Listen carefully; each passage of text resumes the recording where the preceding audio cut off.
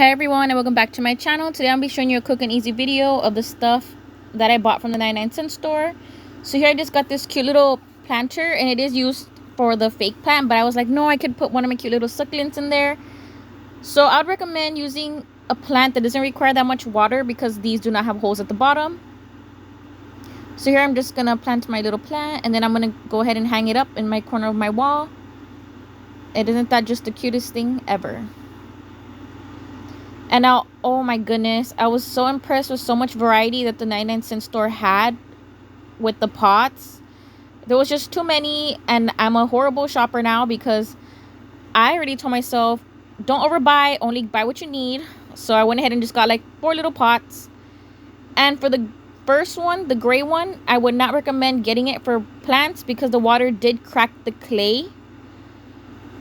So these plants, I just went ahead and got them from Walmart, Home Depot, and Lowe's, I believe.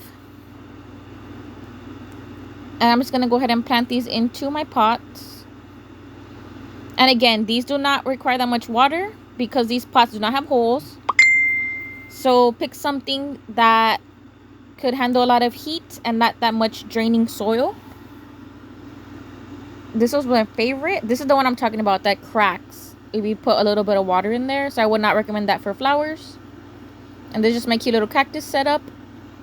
And now this is the cutest idea. Grab some of these and you can spray paint them whatever color if you feel.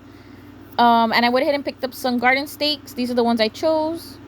And now this is super easy. You're just going to zip tie them to the fence so they could be sturdy. And then you can go ahead and just stick them into the ground around your garden, and that's it.